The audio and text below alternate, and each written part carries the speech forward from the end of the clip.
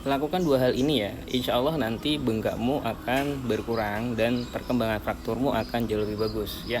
Kita ingin sharing ini, semoga nanti videonya bisa bermanfaat. Yang belum follow, follow aja dulu, atau mungkin bisa di save aja dulu, barangkali nanti videonya bisa disimak di lain kesempatan. Sambil kita bantu sharing ya, dari Kak Rini Ahza nih ya. Anak saya fraktur femur sudah 1 bulan pasca operasi, tapi masih bengkak. Oke ya. Dan mungkin buat teman-teman yang ngalamin hal yang sama, 1 bulan, 2 bulan, bahkan lebih masih bengkak ya, video ini semoga nanti bisa bermanfaat. Jadi bengkak pada patah tulang ya, terutama buat teman-teman yang pasca operasi gitu ya, ini sering banget terjadi. Kenapa? Rata-rata ya, rata-rata mager. Mager dalam artian adalah tidak dibantu gerak. Jadi benar-benar diem aja gitu loh. Makanya akhirnya bengkaknya, peredaran darah itu tidak lancar teman-teman. Makanya ya, saran saya yang pertama yang perlu teman-teman lakukan adalah, udah kalau misal teman-teman pasca operasi ya, udah pasang pen tuh, udah dibantu gerak aja, bantu gerak untuk nakpo, digerak-gerakin aja.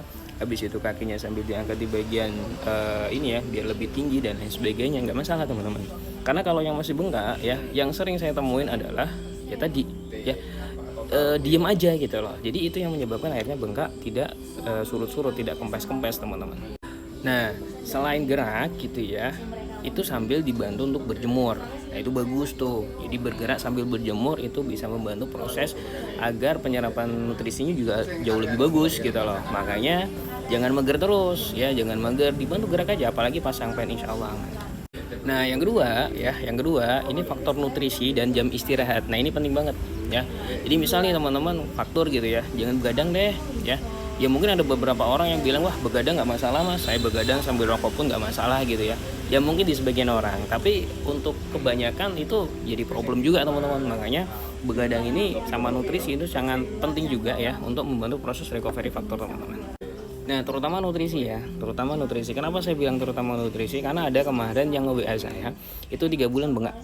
Ya, 3 bulan bengkak, nggak kempes-kempes gitu ya. Habis itu kita bantu observasi dan lain sebagainya. Habis itu kita bantu rekomendasi nutrisi ini sambil kita bantu arahkan.